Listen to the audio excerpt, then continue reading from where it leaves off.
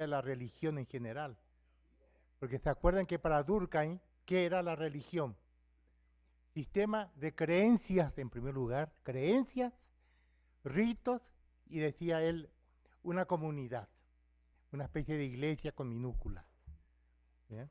Así que la creencia es el núcleo de la sociología de la religión y quien domina la problemática de la creencia, domina la sociología de la religión. Por eso es tan importante y es el momento central de nuestro seminario, la problemática de las creencias. Pues Fernando González va a abrir la discusión sobre las creencias. Ustedes ya lo conocen bien. Tiene una formación envidiable que quisiera tener todo sociólogo. Es simultáneamente psicoanalista, formado en una de las mejores escuelas de psicoanálisis y al mismo tiempo sociólogo. Fue uno de los primeros en manejar aquí en México la sociología de las instituciones. Así que era una novedad cuando él vuelve digamos así, de París con la sociología de las instituciones, era una novedad. Así que tiene formación de psicólogo y de sociólogo. Eh, Como psicoanalista, pues estuvo en el Círculo Psicoanalítico Mexicano, fue cofundador del Círculo Psicoanalítico Mexicano en la época de Armando Suárez, ¿eh? Y es allí donde lo conocí, en el Círculo Psicoanalítico Mexicano. Y bueno, al mismo tiempo, digamos, se estudió en la Universidad de París, como les dije, sociología de las instituciones. Así que es una formación privilegiada, porque las creencias tienen que ver con el psicoanálisis. También, en parte. Vamos a ver que es un problema muy complejo. Además de algo que siempre me ha llamado la atención en Fernando, desde que lo conocí, es que tiene él una enorme capacidad de reflexión propia. Él tiene una reflexión propia en las cosas que trabaja. Uno de sus libros, uno de los libros que muchos hemos leído, yo por ejemplo he leído de comienzo hasta el fin y he utilizado sus ideas en el libro Ilusión y Grupalidad. Acaba de firmar ahí uno de estos libros. Es un libro precioso para descubrir desde el punto de vista sociológico la eficacia de la ilusión en el sentido de Freud. Él se apoya en Freud.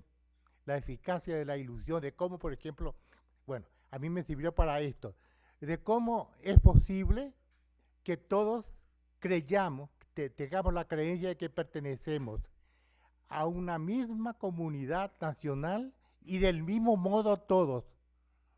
Una ilusión eficaz que homogeneiza a los grupos humanos. Eso lo saqué yo de él. Cuando hago la teoría digamos, de la identidad nacional, necesariamente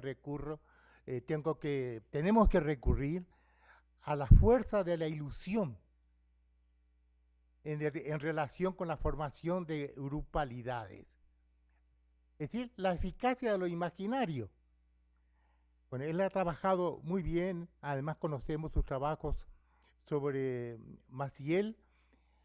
Entonces, como ustedes ven, está en la mejor situación sociopsicológica para hablarnos acerca del tema central de hoy sobre el problema de las creencias en general, de la que constituye una subespecie la creencia religiosa.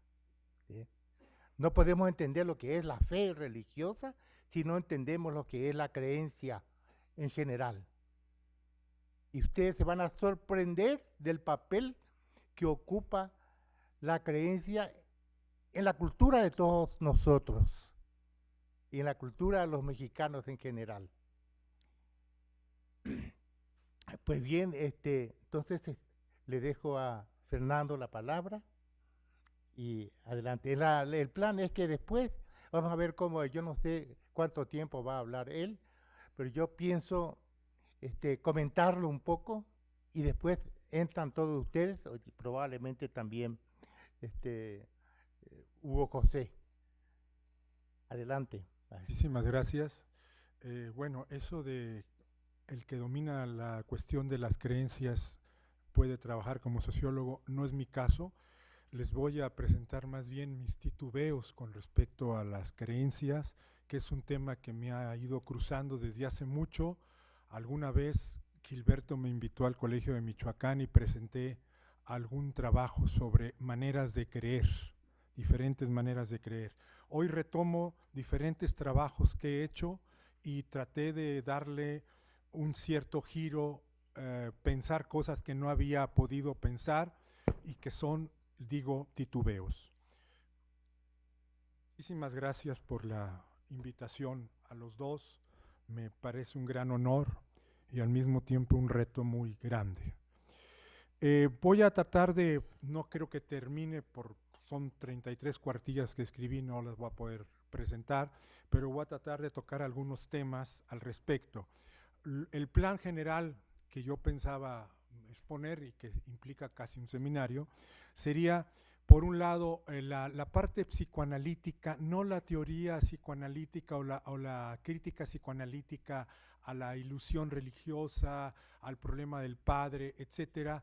No me voy a meter por ahí, que es la crítica clásica, sino voy a tratar de utilizar elementos psicoanalíticos que sirvan para ir más allá de lo religioso e incluso ir más allá de lo psicoanalítico, que permitan pensar desde varios lugares. Tengo siempre la conciencia de que el psicoanálisis puede aportar cosas, pero tiene sus enormes límites, como cualquier disciplina, y entonces trato siempre de pensar por relevos, ¿no? Primero hablaré de la parte muy psicoanalítica de la teoría de la castración y el mecanismo que Freud trabajó sobre todo en el libro del fetichismo en 1927, que se llama la Verleugnung o la desmentida. Este mecanismo es fundamental para entender procesos de un tipo de creencia que yo llamaría la creencia paradójica. Seguiría con esto que mencionó Gilberto, el problema de la ilusión grupal como creencia, y trataré de introducir un poco el planteamiento de Pierre Bourdieu cuando él habla en aquel artículo de El misterio del ministerio, que completa el planteamiento freudiano. Luego, un caso que sería quizá para Sherlock Freud, un tipo combinado, que se llama La tumba vacía o el misterio de la tumba vacía, donde Freud alude y trata de iniciar la exploración de cómo cae radicalmente una creencia. Porque es de lo más difícil trabajar la sociología de cómo cae una creencia, no de cómo se peregrina de una creencia a otra creencia, no de cómo se convierte, como el libro de Daniel Hervieux o como los trabajos brillantes de René de la Torre, los convertidos y los ¿cómo se llama? Los peregrinos, sino cuando cae una creencia. Es posible que las creencias caigan de manera radical. Y luego, aludiendo a Lacan, el delirio paranoico y su analogía con cierto tipo de creencias duras, ¿no? Analogías que no identidades. Y luego, si puedo, El cruce de dos heteronomías es un libro que hice, el caso de Gregorio Lemercier y el convento de Santa María de la Resurrección. Ahí se da un acto bastante inédito en la situación mexicana entre dos heteronomías, la heteronomía religiosa y la heteronomía secularizada del inconsciente. Es un caso bien interesante por la manera como los monjes, y en este caso Lemercier, va mucho más adelante que los psicoanalistas que pretendieron psicoanalizar a sus monjes y a él en el convento de Cuernavaca. Va mucho más adelante, es mucho más crítico con su propia creencia y con la incredulidad de los psicoanalistas a los que cuestiona. Y luego un interludio metodológico donde utilizo las posiciones tanto de Piet, las maneras de enfocar el análisis de las representaciones religiosas y de las situaciones religiosas, y de Michel Certeau cuando el pensamiento se ha secularizado, qué se puede hacer para analizar la cuestión religiosa. Bueno, esto sería el plan general. Cuánto lo logre, no sé. Por lo pronto sí tengo que leer porque son cosas muy precisas en este primer problema de la teoría de la castración y la desmentida.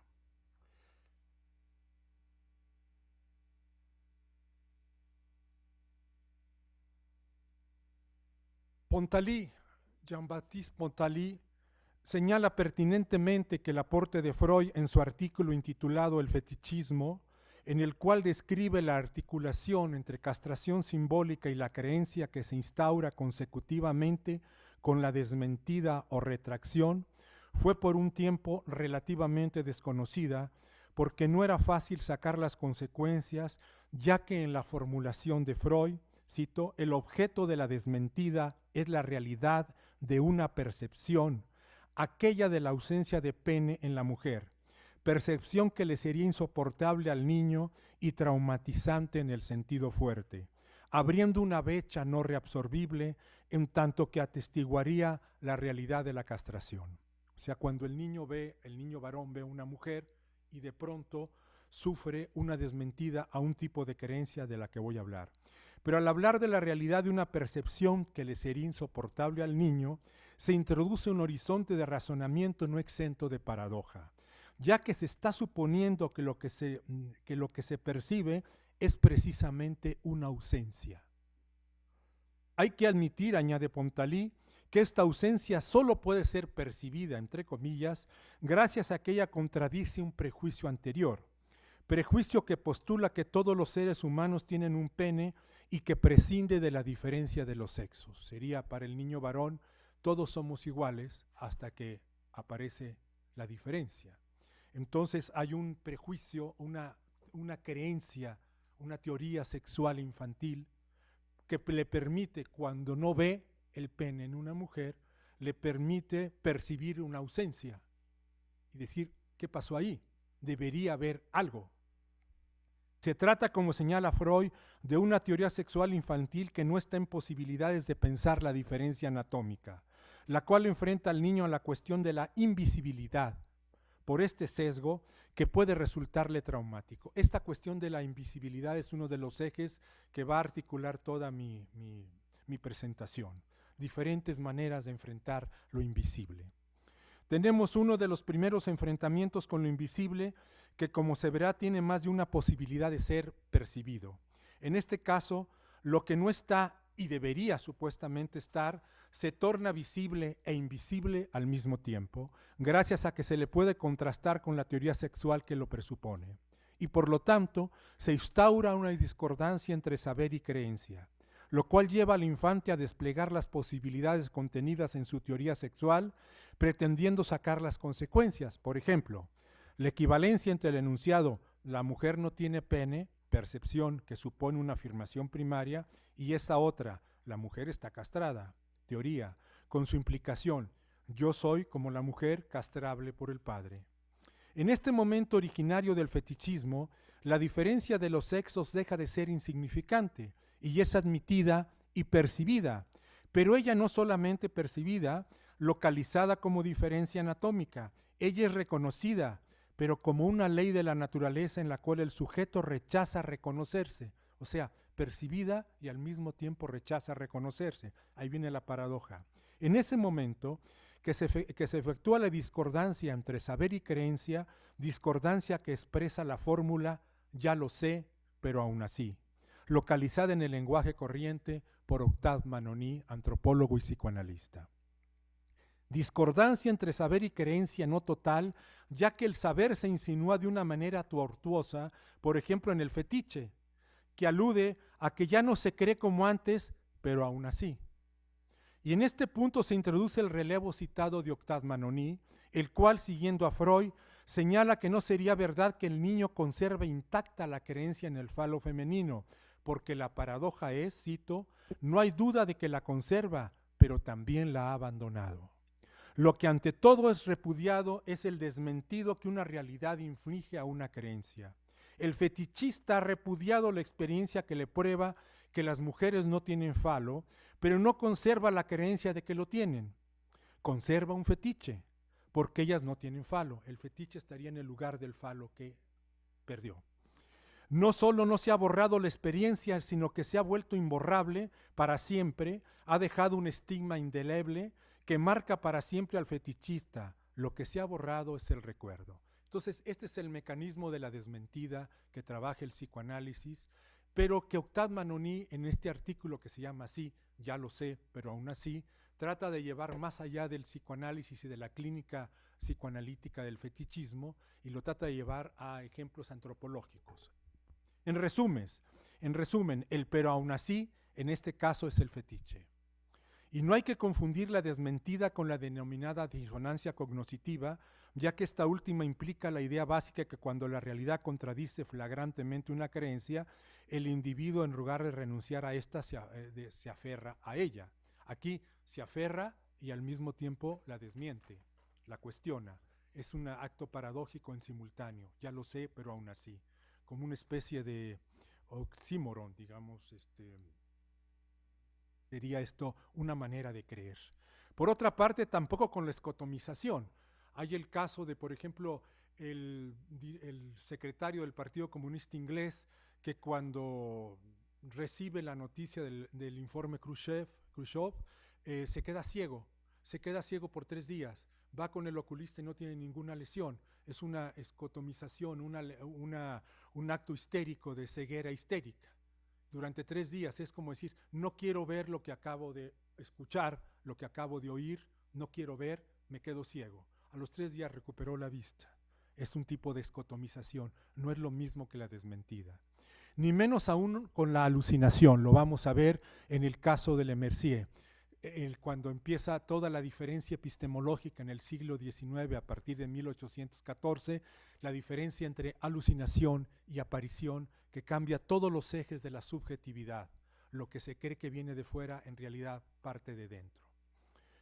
Esta primera experiencia en la cual se instala la Verleugnung o desmentida del falo materno constituye para Manoni el primer modelo de las desmentidas que se le presentarán a los individuos a lo largo de su vida. Pero los problemas no hacen sino comenzar, ya que Manoni parte del supuesto de que existen diferentes maneras de creer y además de que la creencia supone el soporte del otro. Otras maneras de creer. Alude por ello a un caso, el caso de los Hopis y los Katsina, en la creencia Hopi en los Katsina, en los espíritus. A partir de las descripciones de un indio Hopi, Talayesba, que hace de su iniciación en la creencia en los espíritus que habitan de manera mística las máscaras que se denominan Katsina, los cuales se manifiestan en cierta época del año, Octave Manoni va a ejemplificar una variante de la desmentida que abandona la clínica del fetichismo por un dato antropológico.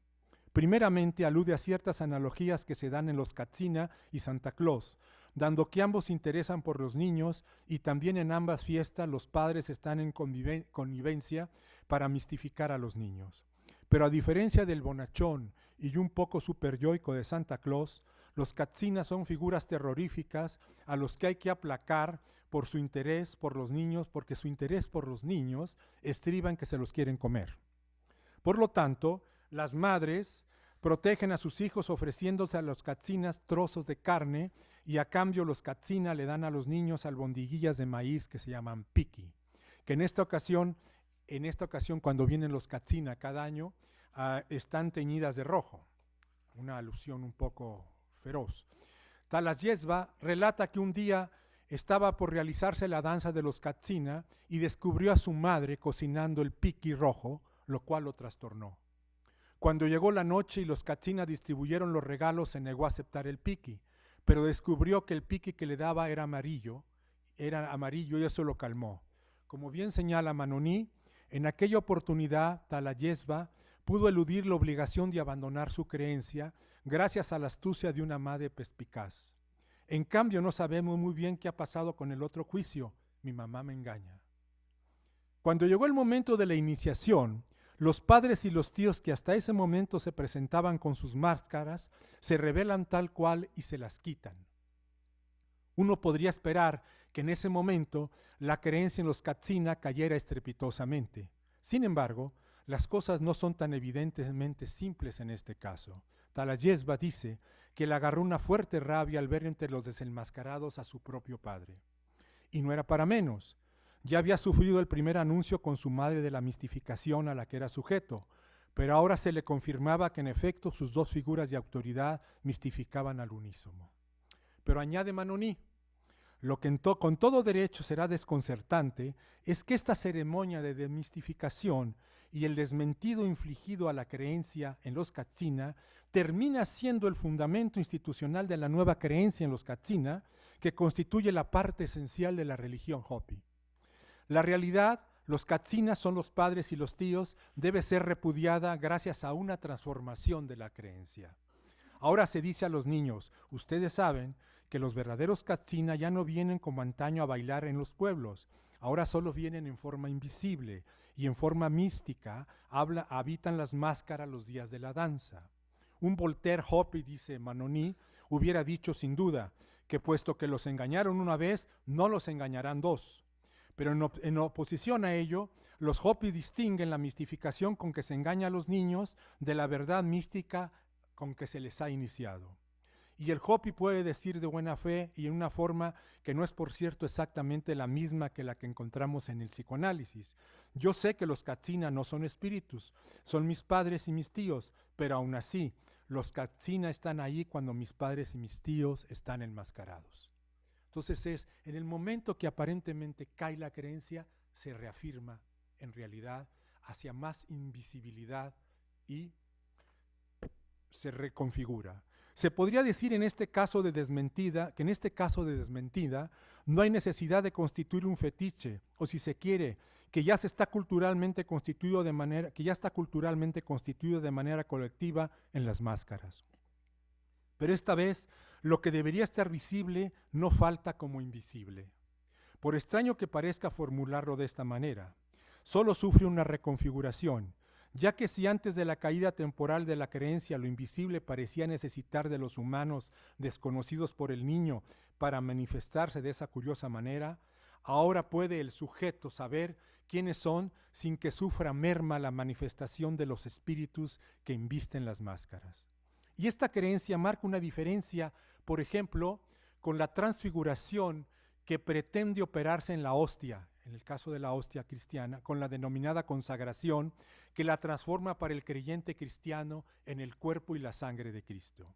En este caso, no se da una mistificación de entrada como en los Katsina, ya que se muestra de entrada de manera visible el material de la que está hecha. No existe, pues, caída parcial para después terminar por reafirmar la creencia. Más bien en esa materialidad desnuda se opera el acto de transfiguración que le rinde pleno homenaje a una invisibilidad contundente.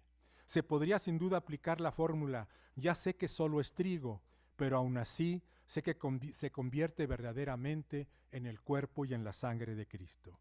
Como se puede apreciar, se trata de diferentes maneras de producir la desmentida y de constituir las creencias, y no todas tienen el mismo sesgo traumatizante. El caso de la consagración de la hostia no tiene este sesgo traumatizante que tendría para los Hopi lo otro, digamos, ¿no? O para el fetiche, para el que va a construir un fetiche, ¿no? Entonces hay diferentes maneras como se manifiesta la desmentida. La ilusión grupal o la ilusión como creencia herida. Cuando menos se ve, más se cree. Jacques Tourneur. Pasemos ahora al planteamiento freudiano contenido en el capítulo 5 de la psicología de las masas. Comencemos por la más obvia lectura. El planteamiento freudiano en este capítulo permite bordear la cuestión de la caída de la ilusión grupal como creencia herida. Es decir, cuando alguien o alguienes por alguna razón sufre un cuestionamiento radical de la certeza en la que se suponía sostenerse y aparece de golpe algo más que una duda, y por lo tanto genera irremediablemente una distancia con la certeza que antes lo habitaba, como si en ese momento hubiera sido algo, hasta ese momento hubiera sido algo comprensible y obvio, como un poco le pasa al paranoico con su delirio, como si fuera comprensible y obvio, que lo habita. Cuando viene el desmoronamiento de la ilusión creencia, el excreyente a la manera del exenamorado comenzará a preguntarse, ¿cómo pude haber sido capaz de creer o de amar a y de esta manera? Pero no quiere decir que aquel que ha creído y se ha enamorado asegure que de ahí en adelante estará resguardado por la razón o la ciencia con mayúsculas de volver a vivir este tipo de experiencias envolventes y totalizantes. Todas las hemos vivido, creo. No hay nada de qué enorgullecerse. Las prótesis que permiten la creación de grupalidades. El malentendido tiene una función social. Para que la vida continúe vivible, más vale no profundizar, dice Vladimir Yankelevich. O sea, el equívoco es un orden creador de instituciones. Si quieres vivir grupalidades, si quieres vivir la pasión de lo uno que llama Lacan, trata de nunca aclarar el equívoco en el que estás metido. Pero ¿qué consiste para Freud la ilusión grupal? O esa pasión por hacerse uno de la que habla Jacques Lacan cuando describe el enamoramiento, se esté o no en relación en comparecencia con un líder. Una masa, dice Freud, es una multitud de individuos que han puesto uno y el mismo objeto en el lugar de su ideal del yo, a consecuencia de lo cual se han identificado entre sí con su yo. Pero dice, pero las cosas se complejizan porque el Vienés no termina de afirmar lo anterior, que añade que tanto en la iglesia como en el ejército rige idéntico espejismo, ilusión, a saber, hay un jefe que ama por igual a todos los individuos de la masa. De esa ilusión depende todo. Si se la deja disipar, al punto se descompone. Entonces la ilusión como espejismo de unión. En este caso se concibe la ilusión como un espejismo en la cual se sostiene una creencia como certeza y que no supone necesariamente la copresencia. El espejismo del objeto supuestamente idéntico que han puesto todos en un mismo lugar induce a los individuos a experimentarse como equivalentes y en el máximo grado de impersonalización. No deja de ser una segunda silenciosa operación la que ejerce la instancia unificadora, en este caso desde el que se denomina como jefe. Pero en referencia a este último, parecería que se tratara de una especie de autoproducción a la manera del fetichismo, pero esta vez el de la mercancía, que teoriza Marx. Pero lo que subyace al argumento freudiano por la manera de rematarlo al final es que en realidad, en buena medida, se trata de un complejo haz de relaciones, muchas veces heterogéneas, que confluyen en el punto unificador supuestamente autoproducido. Entonces ya tenemos a Freud y a Marx, el fetichismo freudiano, el fetichismo de Marx, ¿sí? Y este haz de relaciones que supuestamente confluye ahí, que aparece como unificado, como masa, no pueden en un primer momento pensarse los individuos que en realidad están inmersos en una especie de ilusión de la ilusión. ¿Me explico? Creen que comparten uno y el mismo objeto, pero en realidad su centro unificador es el producto en un buen número de casos de lo que Freud llamaría en el libro de los sueños, a partir de la noción de condensación, una imagen acumulación, que en el sueño paradigmático que se llama de la inyección de Irma, sirve de ejemplo para fundamentar esta noción de ilusión de la ilusión. La imagen acumulación Irma está constituida por un haz de series de escenas y relaciones que se conforman, entre otras posibilidades, por homofonía, analogía y oposición, con la característica específica de que en su aparente tersa superficie no se manifiesta la citada heterogeneidad. Lo que pasa en el sueño, dice Freud, en el discurrir del sueño va cambiando el significado de la personalidad de Irma, pero sin que se modifique la imagen suya que veo en el sueño. Yo lo que hice fue trasladar la imagen acumulación de Irma 21 años antes teorizada al libro de la ilusión grupal de Psicología de las Masas y Análisis del Yo. Me llama la atención que Freud no haya recurrido a este concepto de imagen acumulación cuando está trabajando la noción de ilusión. Entonces yo muy freudianamente lo único que hice, como dice Laplanche, trabajar los conceptos y seguir con Freud utilizando sus propios conceptos para tratar de entender qué se juega en esta cuestión de la ilusión. Ahora bien, hablar de que yo pongo uno y mismo objeto y que del otro lado se me devolvería una especie de adecuación estaría totalmente cuestionada desde el punto de vista freudiano y lacaniano. Y cito como intermedio una frase de Michel Foucault que dice lo siguiente, cuando refiriéndose al delirio de persecución dice lo siguiente: la persecución es un poco como el amor. No tiene necesidad de reciprocidad para ser verdadera. La persecución no consiste en tener un perseguidor, sino en sentirse perseguido. Lacan toma el relevo de Freud y de Foucault en este punto cuando señala, cada uno sabe que no ha sucedido jamás que entre dos no hagan sino uno. Pero inmediatamente añadir que en la cuestión del amor se parte de que la premisa que si este es verdadero, tiene una relación con lo uno, pero esto no hace jamás salir a cualquiera de sí mismo. Ese uno donde todo el mundo se llena la boca es de entrada de la naturaleza de ese espejo de lo uno que se cree ser. Dos fórmulas complementarias acerca del amor permiten hacerse una mejor idea de la posición lacaniana. La primera, con dos finales posibles, inspirada en el banquete de Platón, dice: el amor es ofrecer eso que no se tiene a alguien que no lo quiere. Y sin traicionarlo demasiado podría añadirse, o no es lo que se supone. En otro final de la fórmula, que no del todo análogo al anterior, porque en el segundo el desconocimiento de lo que se ofrece se potencia con el de quien lo recibe. La primera fórmula con sus dos finales implica la noción de deseo en tanto deseo de otra cosa, que es la conjunción del deseo con su objeto, que es siempre inadecuado, y de ahí surge esta significación que se denomina amor.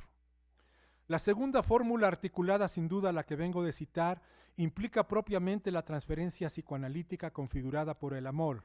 De ahí que el psicoanalista francés afirme que es imposible comparar la transferencia y el amor y medir la parte de dosis de eso que hay que atribuir a cada uno. Para añadir, aquel a quien yo supongo el saber, yo lo amo. Por eso los psicoanalistas tenemos chamba, porque suponen que sabemos. Tres características mínimamente saltan a la vista de estas formulaciones. En ambas fórmulas la reciprocidad no es necesaria, aunque se pudiera presuponer. Se afirma que la adecuación entre las partes es sencillamente imposible y que la relación se da a partir de una disimetría básica, la del amante y del amado.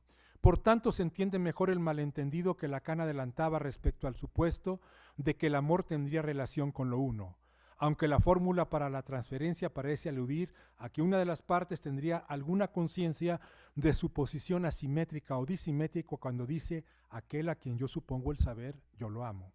Sin embargo, cuando Lacan, siguiendo a Platón, caracteriza al amante Erastés, esencialmente por eso que le falta, pero que él no sabe eso que le falta, las cosas se complejizan aún más, y sobre todo cuando describe al sujeto amado, Eromenos, como siempre situado como aquel que no sabe eso que él tiene y que configura su atractivo.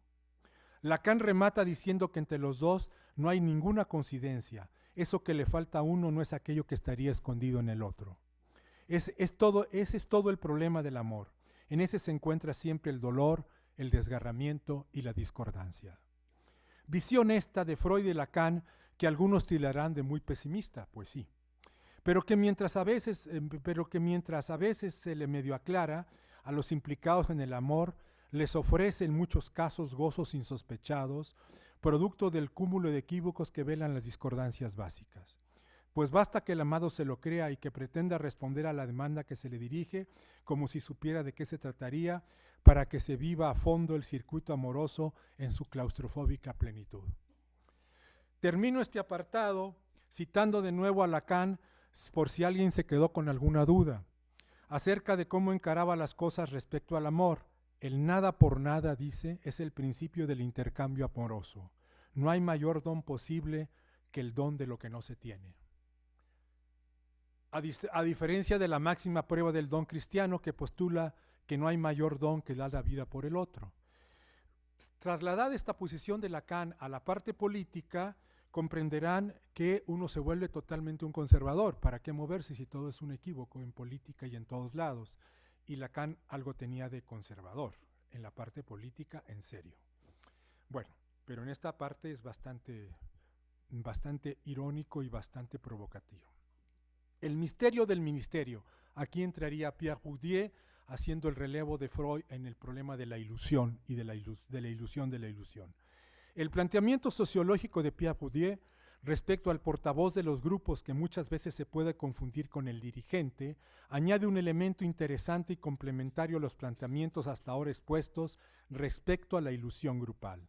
El sociólogo francés señala que toda una amplia serie de efectos simbólicos que actúan todos los días en la política descansan en una especie de ventriloquía usurpadora que consiste en hacer hablar a aquellos en cuyo nombre se habla. Se trata del efecto oráculo, que implica en hacer creer que yo soy otro. que el portavoz simple sustituto simbólico del pueblo es verdaderamente el pueblo. ¿Conocen algunos de estos? El efecto del oráculo es la explotación de la trascendencia del grupo en relación con el individuo singular, lograda por una persona quien efectivamente en alguna forma es el grupo. Digamos que el efecto oráculo capitaliza la trascendencia del grupo a partir de una especie de sinécdoque, que termina por representar el todo por la parte. Un todo que debe aparecer como homogéneo, como en el sueño de la inyección de Irma, la imagen de Irma, para que el portavoz o el líder pueda utilizar dicha trascendencia grupal para hacer creer que yo soy otro. Añade Bourdieu que la acción política fundada sobre la delegación siempre está amenazada por la expropiación usurpatoria. Creo que esto lo vivimos en este país todos los días. Esta circulación circular desconocida del reconocimiento está en el origen del capital del poder simbólico que el mandatario, ejerciendo una acción simbólica, tiende sobre el grupo del cual es el sustituto encarnado.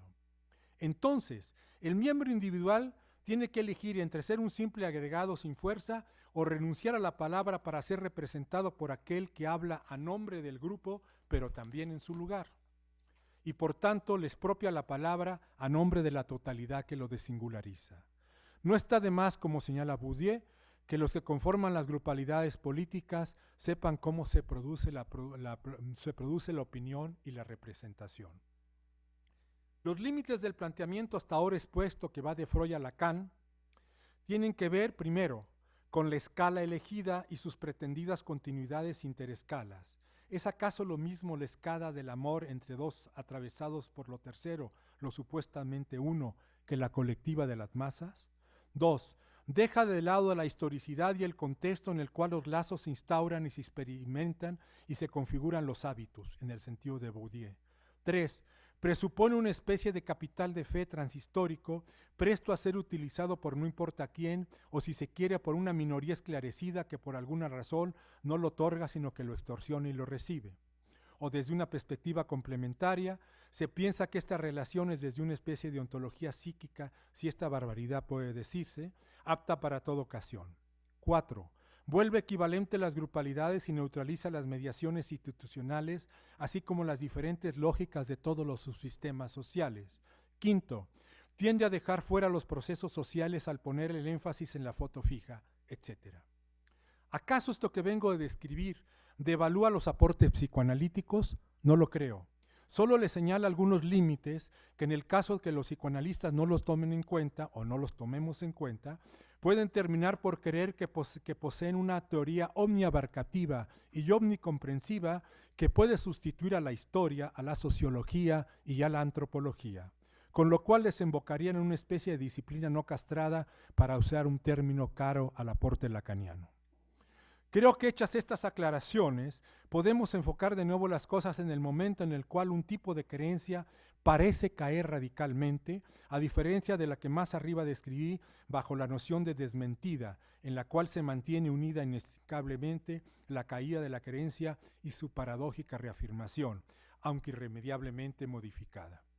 Cuando la creencia cae, el enigmático caso de la tumba vacía. Para ejemplificar y tratar de resolver este caso digno de una figura compuesta que se denominaría Sherlock Freud, me referiría al ejemplo que el creador del psicoanálisis refiere en el citado capítulo 5 de la Psicología de las Masas, y que va en el sentido de la caída de una ilusión como creencia. Se trata del caso de una grupalidad, la católica, altamente institucionalizada, que en parte se sostiene en el cuerpo ausente de su fundador, del cual afirma que resucitó y que está en cuerpo y alma gloriosos en algún lugar invisible e inatacable, y por tanto desprovisto a estas alturas de toda incertidumbre al respecto. El caso lo extrae Freud de una novela de Ranger Gull, publicada en 1903, en la cual el autor afirma que en la realidad Cristo no habría resucitado al tercer día, sino que José de Arimatea lo había trasladado al amparo de la noche a una tumba de su propiedad. 1900 años después, el cuerpo, o más bien los huesos, reaparecen. Felizmente, en ese tiempo no existían todavía ni los nazis ni los narcos mexicanos con sus técnicas de desaparición. Escribo esto en el contexto y en el momento que se dieron los brutales asesinatos y desapariciones de los estudiantes de Ayotzinapa, entre otros muchos, y de la reaparición en el Citlaltépetl, Pico de Orizaba, de unos alpinistas barridos por una avalancha hace casi 50 años. Con este descubrimiento, el supuesto de la resurrección se viene abajo, dice en la novela. Si nos atenemos a la frase de San Pablo, si Cristo no resucitó, vana es nuestra fe. En la novela citada se afirma que la institución cristiana estalla y se disemina cuando el objeto Cristo como Dios resucitado, que todos habían puesto en el lugar de su creencia, se averigua en un espejismo al convertirse en un cadáver como los otros. En este caso, elegido por Freud, parecería estar aceptando que efectivamente todos habrían puesto uno y el mismo objeto en ese lugar de la certeza de la resurrección. Esta vez, a diferencia de lo adelantado con respecto al fetichismo, las cosas toman otro giro, porque no se trata de decir, aquí debería estar un cadáver, como aquí debería estar un falo, sino al contrario, aquí no debería estar, porque creencia interpuesta, esta vez religiosa, resucitó y está en otro lugar. No se tolera la presencia en la tumba porque se supone que de manera consistente habitaría otro lugar invisible habitado por un cuerpo glorioso, que permitirá la profusa configuración de lugares vacíos que ocupan sus vicarios por los siglos de los siglos, siempre apoyándose y hablando a nombre del invisible divino resucitado. Se comprenderá que se trata de una manera elegante de manejar la desaparición y la muerte con desmentida incluida. Pero esta vez, como ya lo señalé, cambiando la primera percepción de una supuesta presencia por la de una necesaria ausencia. Desmentida, que en parte se podía incluir en el chiste del tío que militaba en el ejército realista y que en la guerra de independencia tenía para su desgracia que fusilar a su sobrino que luchaba en el bando contrario, y que para consolarlo le dijo, no se apure sobrino, que la muerte es un ratito. Lo mismo para el caso de Cristo, pero con una diferencia. Sí, ya sabemos que efectivamente murió un ratito, pero aún así luego resucitó. La novela citada sin duda simplifica mucho las cosas, pero según esto la creencia cayó estrepitosamente porque dice que cayó la creencia estrepitosamente. Porque sabemos, pero no es así, porque sabemos que aún así las cosas en la realidad han caminado por otros senderos, incluso eminentes teólogos críticos que trabajan a partir de una teología histórica, como por ejemplo Hans Küng, refiriéndose al asunto de la tumba vacía, lo han enfrentado con argumentos dignos de ser tomados en cuenta. Por ejemplo, dicho sin rodeos, dice Küng, con la tumba vacía en sí no se puede probar la verdad de la resurrección de Jesús entre los muertos. Esto sería una clara petición de principio. Se presupone lo que habría que demostrar. Por sí misma la tumba vacía solo dice lo siguiente, Él no está aquí. Y hay que añadir expresamente, por no ser en modo alguno evidente, ha resucitado. Así como en todo el Nuevo Testamento no hay nadie que afirme haber estado presente durante el hecho mismo de la resurrección, así tampoco hay nadie que asegure que su fe en el resucitado proviene de la tumba vacía. La mayor parte de quienes se adhieren a la exégesis crítica de la Biblia llega a la convicción de que las historias en torno a la tumba son ilustraciones legendarias del mensaje de la resurrección. Y si la tumba vacía solo se puede deducir aquí no está, pero no que resucitó, y si tampoco de esta derivaría la fe en el resucitado, entonces ¿de dónde sí surge y en qué se sostiene? Pregunta mía. Porque se comprenderá que el razonamiento de Küng se entrecruzan y sin confundirse dos lógicas, aquella del exégesis de los textos bíblicos y aquella de la fe que al parecer permite dar el salto a la afirmación resucitó. Bueno, volvamos a la perspectiva avanzada por Freud. Al utilizar la novela citada que postula que Cristo finalmente se volvió un muerto como los otros, pretende mínimo dos cosas. Primeramente, desacralizar la profusa y variada genealogía cristiana, como años más tarde lo hará con la judía, de una manera radicalmente iconoclasta cuando escriba al final de su vida El hombre Moisés. En segundo lugar, y qué es lo que interesa para el tema que pretendo desarrollar, vislumbrar la posibilidad de enfrentar la caída radical de una creencia como ilusión.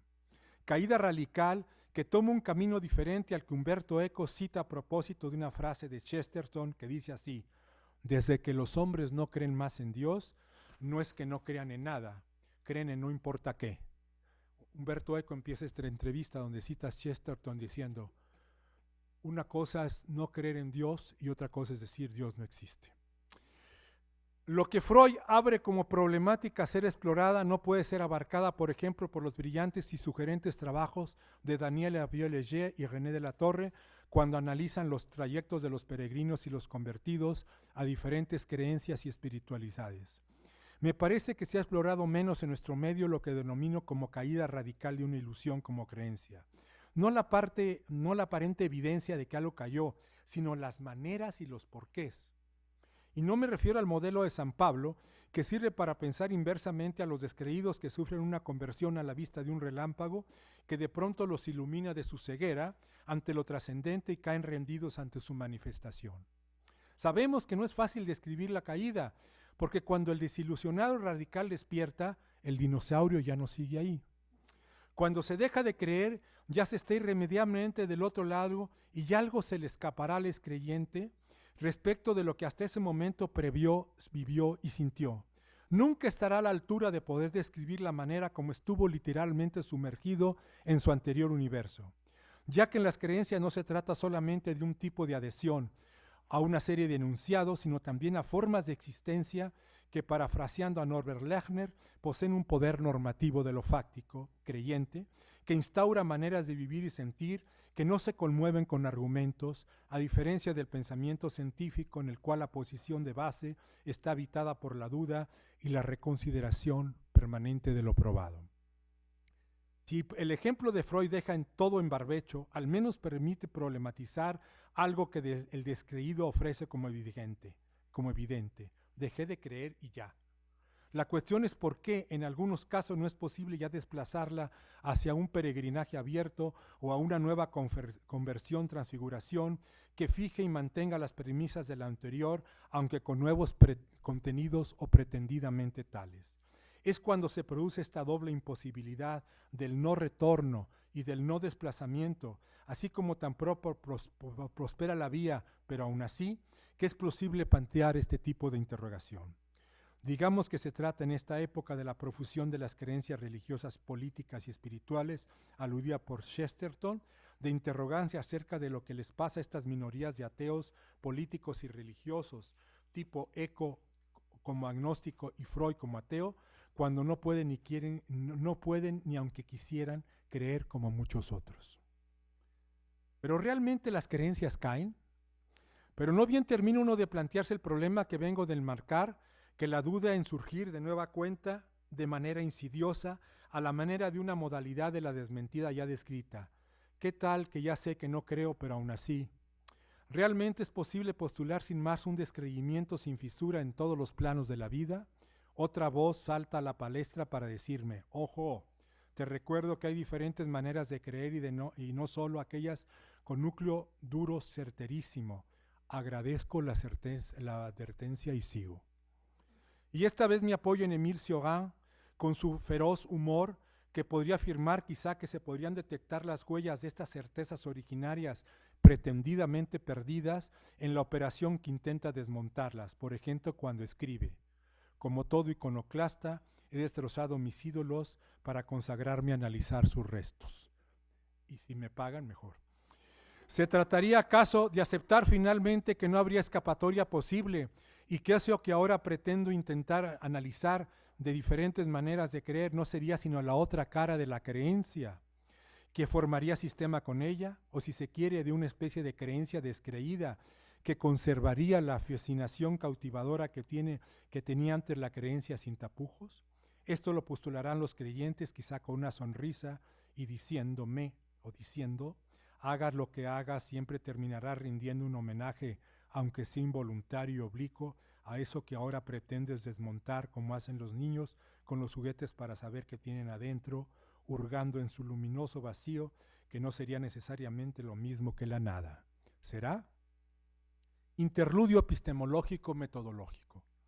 Por lo pronto, esta posible problematización conlleva a tener que explicitar una posición que permite encarar con pertinencia el complejo objeto de las creencias más allá del campo religioso, pero abarcándolo también.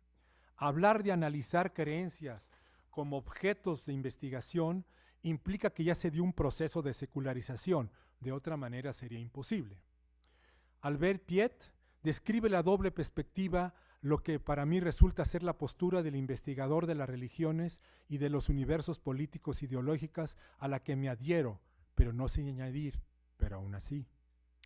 De lo que habría que dotarse, según él, es de un teísmo metodológico para significar que las ciencias sociales de lo religioso toman en cuenta el hecho que en las acciones y situaciones que estudian se encuentran puestas en juego de una u otra manera referencias a realidades metaempíricas o a entidades invisibles, y a su vez de un agnosticismo epistemológico para significar que las ciencias sociales, en su trabajo de objetivación científica de la realidad, suspenden los juicios en cuanto a la cuestión de saber si estas entidades invisibles existen y si es legítimo y meritorio establecer cualquier relación con ellas. La religión es entonces una actividad simbólica que tendría su consistencia propia. En esta manera de plantear las cosas no hay ventaja especial para el que cree e investiga como para el que dice no creer en aquello que investiga. Implica analizar diferentes maneras de distanciamiento y acercamiento al objeto de estudio. Para el que dice no creer, la distancia parece estar más asegurada, pero la puede llegar a racionalizar de tal manera que terminen por escaparse de los tipos de existencia que inducen. Y puede terminar como si se tratara de supersticiones, es decir, como gestos totalmente desvinculados del contexto que analiza. Por otra parte, para el que cree en lo mismo que pretende analizar, la cosa puede resultar un poquito más complicada porque implicaría una especie de disociación reglada. Hugo José, en un evento que tuvimos en Guadalajara, dio un ejemplo maravilloso. Dice, para mí era un poco paradójico que después de ir a misa, me pasaba el día analizando lo que veía en las oraciones. O sea, un caso de disociación reglada. Complicado, pero se da. Cualquiera que se mete en estos temas tiene que manejar el distanciamiento y el acercamiento de una manera que es complicada. Y cualquiera que nos dedicamos a analizar estas cosas, siempre terminamos en la sospecha. A ver, ¿por qué te metes estos temas? ¿Qué te traes? ¿No? Siempre, ¿no? En la perspectiva de Piet, la doble posición a la que alude y que debe permanecer articulada permite un tipo especial de distanciamiento que ayuda a alejarse de la militancia, tanto pro como anti. Perspectiva que para el investigador en ciencias sociales se complementa con aquella de no otorgar ningún privilegio a las instituciones o grupos religiosos como si se tratara de un caso aparte, aunque sin perder de vista su singularidad. Frente a esta posición que vengo de citar, estaría aquella otra que constata la secularización del pensamiento y sus efectos en las ciencias sociales cuando éstas se enfrentan el universo de las creencias y más específicamente las religiosas. Se podría decir que en este segundo caso, las citadas ciencias tienden a analizar las creencias religiosas desde la perspectiva, esta vez, del ateísmo metodológico y epistemológico, sea militante o no, lo cual las coloca frente a los objetos de estudio mencionados desde una posición crítica que se acerca a la ejercida por lo que Paul Ricoeur denominó como los maestros de la sospecha, Nietzsche, Marx, Freud, etc. Desde esta perspectiva, los estudios tienden a diluir las creencias en otra cosa más allá de lo que pretenden representar, con postulados del tipo, esto que analizo en realidad no es más que el producto de otra cosa. Michel de Certeau, jesuita, historiador, epistemólogo, semiólogo y otras cosas, tan genial como el otro Michel, constata que cuando comenta el adjetivo religioso, este deviene un enigma, ya que cesa de determinar los métodos empleados, las verdades consideradas y los resultados obtenidos. La dificultad de pensar los hechos religiosos en términos de ciencias humanas, dice, proviene de una nueva situación epistemológica. Es lo pensable lo que ha sido secularizado. Para de Certeau, como sacerdote, jesuita e historiador, esta constatación lo lleva a postular la dimensión de lo sobrenatural, más a partir de una apuesta que de una afirmación, y más tratándose de Certeau, que se dedicaba a los místicos, definidos la mística, la ciencia que apuesta por la sola posibilidad del otro. Y siempre está en una especie de situación, digamos, de fuga esto no es, esto no es, esto no es. Siempre está en un punto de fuga el místico, que es un punto de inflexión en el creer religioso de lo más radical que lo acerca peligrosamente a la nada. Para el teólogo, dice de Certeau, el lenguaje religioso es también un producto, pero de la inteligencia de la fe, condicionado por la cultura. Fundamentalmente, él anuncia un esencial que funda la realidad y anima la historia. Vuelve visible, bien que sobre un modo misterioso, una acción de Dios. Pero en el campo de las ciencias sociales, los signos cristianos se ven despojados de su privilegio con relación a otros fenómenos socioculturales. Lejos de ser puestos aparte como enunciados verdaderos, sostenidos por alguien o algo que se revela, son tenidos por los productos y los elementos de las organizaciones sociales, psicológicas e históricas. O esto no es más que, y se empiezan a diluir y mandar a otro lado. La relación dominante no es aquella del enunciado religioso con la verdad que afecta una creencia, sino la relación de este enunciado como síntoma de una construcción histórica o psicológica donde se inscribe un desciframiento de conexiones entre fenómenos aparentemente heterogéneos. En suma, el contenido religioso esconde sus condiciones de producción, es significante de otra cosa de eso que dice. El psicoanalista, el sociólogo y el historiador son aquellos que no se dejan atrapar por el juego de las representaciones y saben captar otro significado diferente del sentido inmediato afirmado. Desde esta perspectiva, los criterios epistemológicos para sostener con nitidez una ciencia de las religiones se tambalea y tiende a producirse un desvanecimiento de la especificidad de los objetos religiosos vistos como síntoma de otra cosa. Para enfrentar estas cuestiones, contamos con las dos propuestas y no se trataría solo de elegir una de las dos, porque me parece que se transversalizan y se afectan, y al inclinarse por una de las dos, dejaremos algo sin observar irremediablemente. La de los dos maestros de la sospecha, toma un partido muy definido desde el momento que no se limita a describir, sino a juzgar lo que observa al remitirlo a otra cosa más allá de lo manifiesto. Aquella de Piet busca mantener la consistencia y especificidad propia del universo simbólico religioso, tomándolo como moneda contante. Bueno, el siguiente ejemplo, no sé si no están muy cansados, sería el de Le Mercier, que es un caso, me parece interesantísimo, de cruce de dos heteronomías. No sé si me paro aquí o le sigo.